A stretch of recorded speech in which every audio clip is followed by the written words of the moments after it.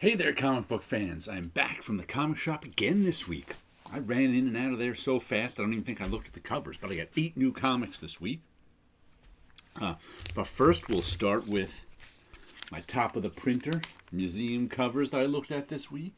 We got an Echoes of Future Past and an Iron Man, what is this, 91, and this Echo of Future Past number 7.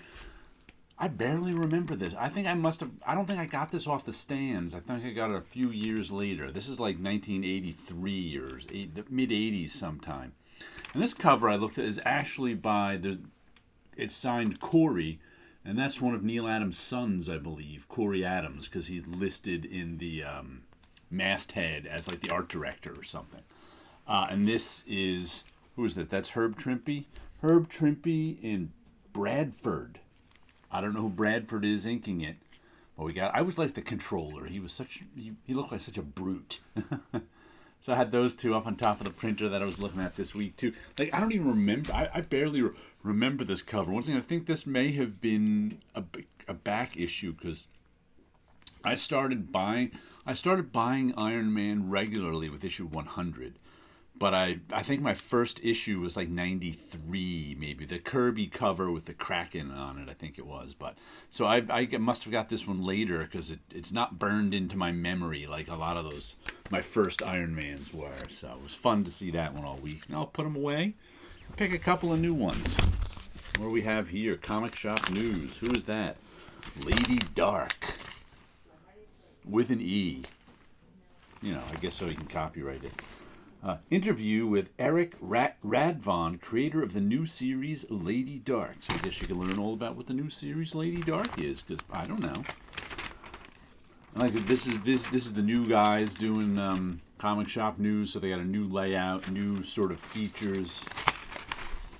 What do we have here? Tim Sale and Jeff Loeb's epic masterpiece gets the absolute hardcover treatment. I think they're influenced by Wizard because they give us a casting call here, which is a subject I never had much interest in. Some toys, back issue beauty. They've been giving us a look at a back issue. So this new format still hasn't grown on me, but you know, I still check it out. See if there's any. I'll read about Lady Dark. Then let's see, what comics did we get this week? I think we got some pairs of comics because we got Frank Frazetta's Dawn Attack, issue number 2. I think this is the Frazetta cover. Yeah, 65 Frazetta. The first issue was pretty good. I liked it. It was who's doing this? Script: Jody Hauser, Eric Campbell. Art: Dan McDade, pages 1 through 8, and Diego Yapur covered pages 9 through 24. Was this just sort of story about these people who lived, they're like a tribe that lived somewhere? I guess we go from sort of cartoony comic book art to realistic comic book art. We change time periods. And they just kind of lived in this rundown village. Like their village or town had seen better days, and they're expecting trouble from some nearby big kingdom. So I think Dawn might even be the name of this lead character. She's going off to try and find her father, who was like their leader, and he disappeared years ago. But I enjoyed the first issue, so I put the second issue on my pull list. I still don't think it's on my pull list totally, so we'll have to see what I like see if I like this issue. And it pairs up with Frank Frazetta's Death Dealer, which I've had on my pull list for a while now. The first issue of this I picked up was issue 3, and then I got issue 2 and like a second printing of issue 1. So, Mitch Iverson, Esau and Isaac Escorza, Luis Antonio Delgado. I've been enjoying this one. What issue are we on? Number 9.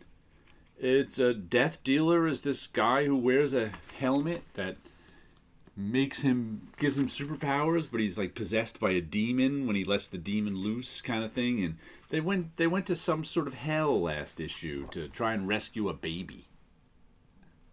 So it's been fun. I've been enjoying that one. Well, here's our other pair. Savage Dragon by Eric Larson. It's the first issue. Only 2 issues of this came out last year, and this is the first issue of this year. So I'm glad to see an issue of Savage Dragon. Eugene Booker drawing on the back, it says there. That's Mako,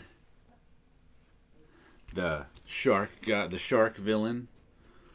So it's been fun stuff. And this pairs up with, where is it? Ant. Number 6, which is another comics Erik Larsen has been doing. So it's like we got 2 Erik Larsen, we got 2 Frank Frazetta based comics and 2 Erik Larsen done comics in the same week. Oh, there's a. He's been like, Ant was created by another guy who Erik Larsen bought it off him, and now he's been like tying Ant in. Look, there's Spawn. He's been tying Ant into the Savage Dragon continuity. That's what this whole series has kind of been about. Tying Ant into the Savage Dragon continuity. Because I think Ant may have showed up when Erik Larsen and Todd McFarlane were both doing Spawn for a while. I think Ant may have showed up in there. So that's what he's tying this in now. So, a double shot of Erik Larsen this week. Oh, then we had another pair I didn't even realize. We've got Rogue Sun, issue number 10. Which is part of the, what is it called? The Massive Verse. Also a part of the Massive Verse is Radiant Black. This is issue number 21. So these two take place in the same universe. Radiant Black is, they're sort of like Power Rangers, and there's these giant robots coming to destroy the world. And Rogue Sun is a teenager who inherited his father's superpowers. It was his neglectful father's superpowers. So, and he's kind of a jerk himself. So he's learning how to be a superhero. Meanwhile, he's got like his father left his mother, so he was raised by his mother. And then his father started a new family, of which he's got a half-sister and brother with a new family. So he's been trying to get along with the new family and his father's second wife and navigate this being a superhero stuff. So it's been a fun book. Radiant Black's been fun too. These different Radiants taking on superhero stuff. And let's see, what else do we have? The Approach number 4. I think I got the Approach number 3 last week. I wonder if it was late. Because it's weird that because what happens sometimes if you know a book doesn't make it to the comic shop, it's called being shorted. They just don't send it. So then it takes another 2 weeks for the book to get into the shop. So maybe, I don't think, the Approach hasn't been a weekly comic. So I'm thinking issue 3 was late getting to my comic shop. That's why I got them a week apart. But this has been the movie The Thing, the one from the 50s and the John Carpenter one, where they were stuck in Antarctica with a monster. They're stuck in a blizzarded-in airport with a monster. So, same sort of thing. It's been fun so far. Who's doing this one? Jeremy Juan and Jason A. Hurley are the writers. Jesus Hervais and Leia Caballero are the artists. Illustrated by, it says. Colored by Brett Weldeley and lettered by Ed Dukeshire. So, this one's been fun. Then here's one, I don't remember this. I put the first issue on my pull list to check it out. But I don't remember what it's about. Lux Almighty. Is this just Almighty or Lux Almighty? It's just Almighty by Edward LaRouche is the writer-artist. Brad Simpson is the colorist. James Reed is the letters. I have no memory of what, because I put it on my pull list a month ago. I mean, just the first issue. There's something about it when I read the description. I probably like the art. The art looks pretty cool. I probably liked the description of it. Said I'll buy the first issue, and we'll see if we like the first issue. Let's see, what do I have behind me? I'm not even sure. Oh, look at that. Dreams of Things number 171. That's pretty cool.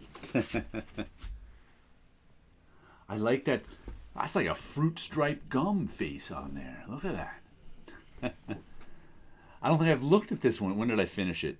The 23rd. So over a week ago.